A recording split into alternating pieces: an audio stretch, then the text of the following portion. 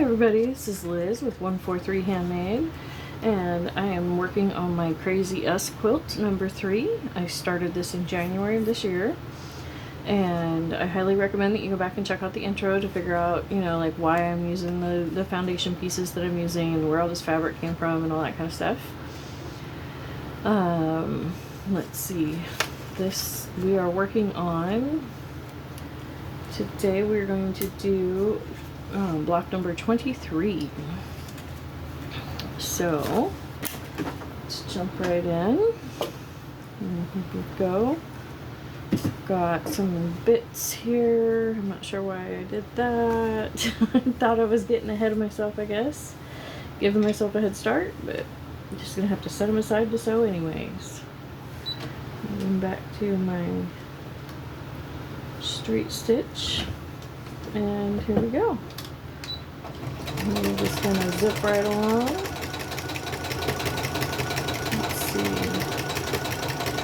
So just remember, anybody can do this. This is a super simple style quilt, and I will be walking you through the entire joining process and all of that of, putting the squares together. Because, I know that when I first started, that was one of the things that really, I felt like, a lot of the YouTubers and stuff that were making videos just really didn't cover as well as, I wanted them to, as that new sewist. And, it's just one of those little things, and that I just kind of muddled through and figured out something that worked, and so I'm going to share that before I advance past that beginner phase, because I think a lot of the videos that you see, they do feel like they're talking to the genuine beginner, but they don't realize how much they know, and so it doesn't come off as well as they would like, I think, but as helpful as they would like, maybe. But that's just my opinion, and I just want to make sure I do as many of beginner sewing videos as I can while I still am a genuine beginner, and to help alleviate that, at least, where I can. There we go. So yep, if you've sewn, that first couple, pillows and little things, maybe you've even done a baby blanket and you've got scraps. This is a great method for experimenting with any kind of fabric that you have. I bet if you go to any kind of quilting guild, that there will be somebody that has. If you go in and you say, hey, I'm really new to sewing, I don't know really what I'm doing, and I would really appreciate just some scraps to play with and learn on. And I almost guarantee you that there will be people falling over themselves to get rid of their scraps and give them to you. So, because most sewists, we really don't want to, we don't want to waste anything, but we get sick of fabrics all at the same time, and we don't want to go back and use the same fabric and stuff like that, and so, or you end up hating a project or something. I don't know, there's just so many reasons why you can end up just not wanting to end up using your own scraps. And so I know that some quilting guilds, they do a scrap exchange where you can bring in your scraps, and it's just kind of a big tub, and you just, like I said, literally swap out scraps. And I think that's fabulous. I love how generous the crafting community is, just across the board. Just whether you're talking sewing or painting, or it really doesn't matter. The crafting world is such a generous world to live in, isn't it? I love our little tribe of humanity. So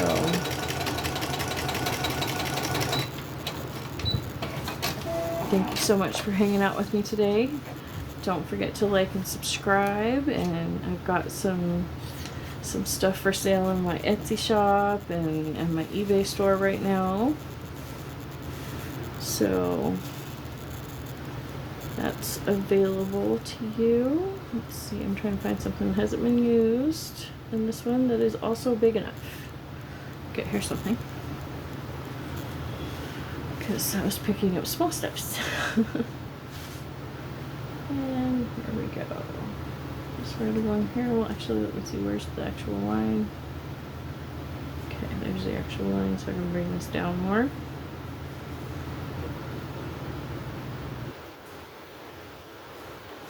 Not hanging off so much. Conserve a little bit of fabric there. So when I'm trimming, you know, there's less to trim off. Less waste. A little bit less waste. That's part of where this style of quilt was born from. I mean, not just for me, but just in general, just the scrap quilts, because we just, you know, we sewists, we don't like to waste our fabric. And I don't think that's, you know, I don't think it matters what kind of sewist you are, whether you're a quilter or you make clothes or, you know, any of that. I don't think it really matters. I think we're all pretty stingy with our fabric, you know, and that is a great thing in my opinion. I think the world could do with a little more stinginess to their belongings, you know, be a little less quick to throw things out. Let's see, where's that? So, let's see. It's something long, but it doesn't have to be very wide. Let's see. There we go. There's a long skinny. And let's see, there's the edge is right there. So I'm going to go ahead and overlap that just slightly, just to make sure that I've got it. Give me a little bit of wiggle room when I go to do the trimming. Like that. There we go. If you find that you're having trouble sewing through the different layers, one of the first things that I like to check is when was the last time I changed my sewing needle? Because those needles, they get short, they get dull pretty quickly, or at least mine do. But a lot of mine are antiques. but still, you know. So I'm gonna go ahead and just leave that, and grab one of my corner pieces. Let's see. I have a whole stack here. Corner pieces of various sizes, shapes and colors. Let's see. I think for this one we'll just go with this guy. It's just a string on there. Let's get rid of that. And let's see which way's the right side.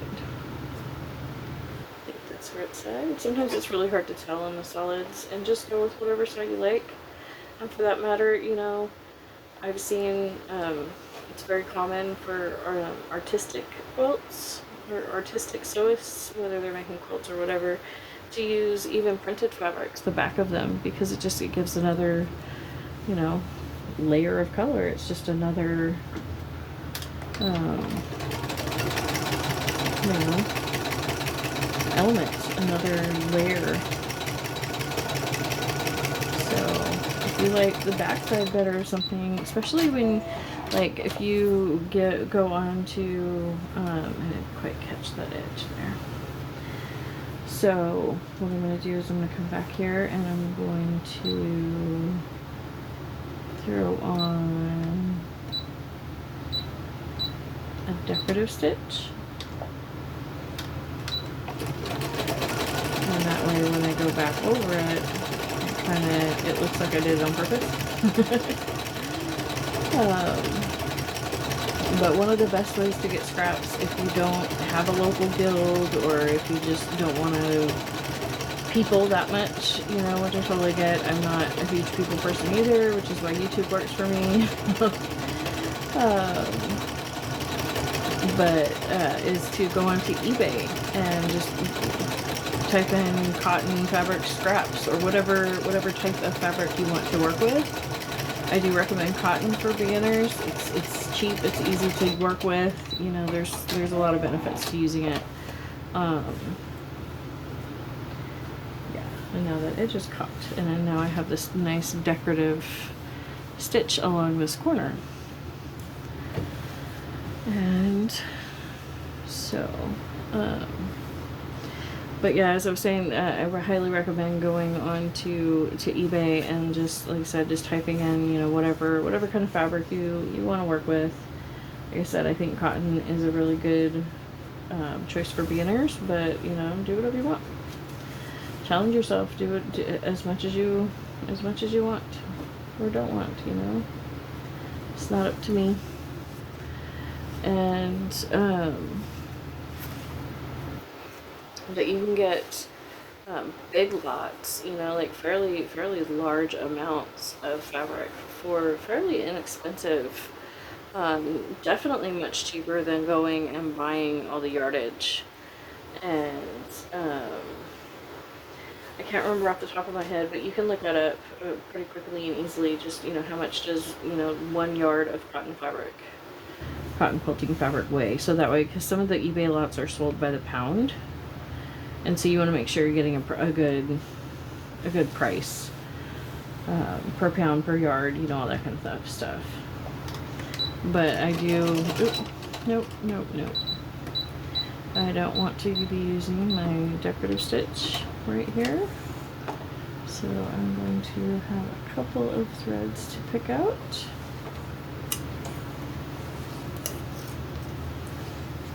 That's okay.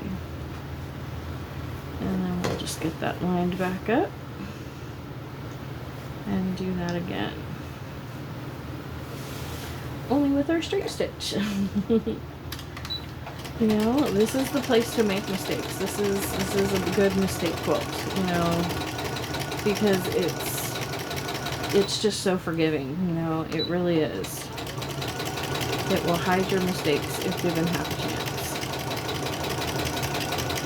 And,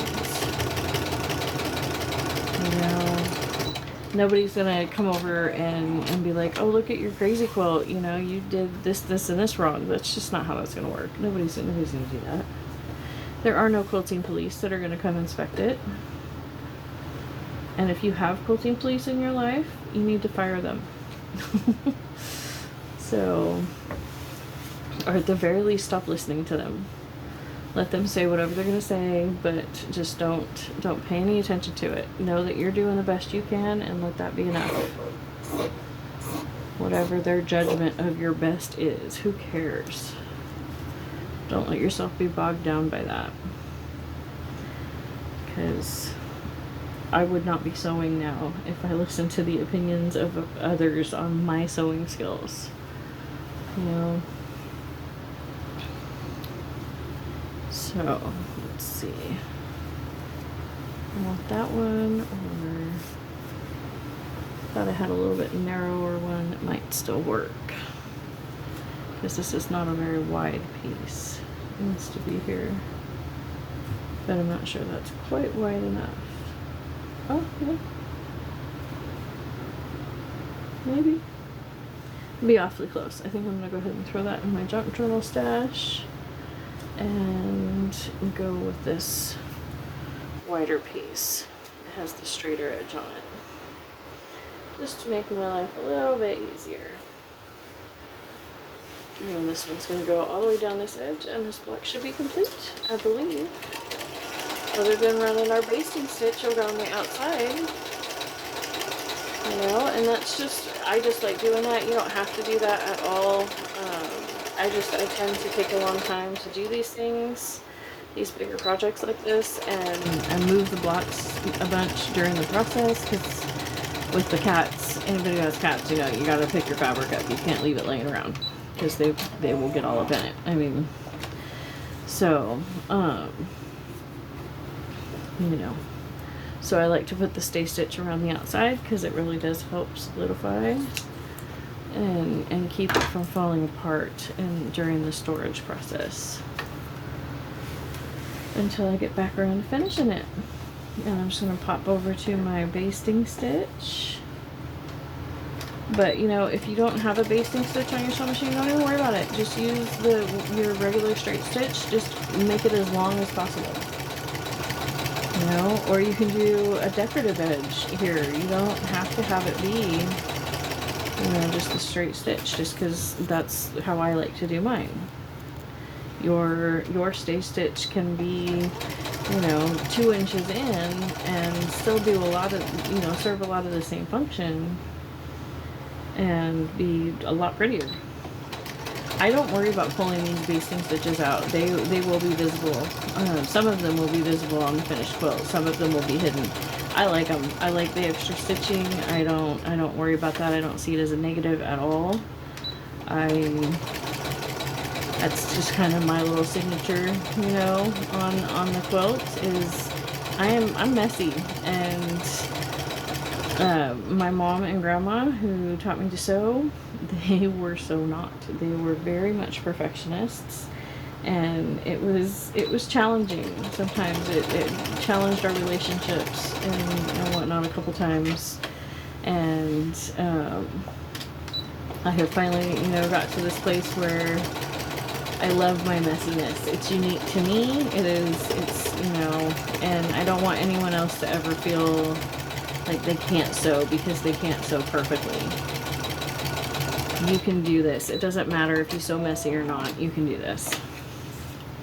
So, just because it's a little messy, it's a little bit wonky, doesn't mean it's going to keep you any less warm when the blanket's done. So, thank you so much for watching and joining me for today, and I can't wait to see you next time.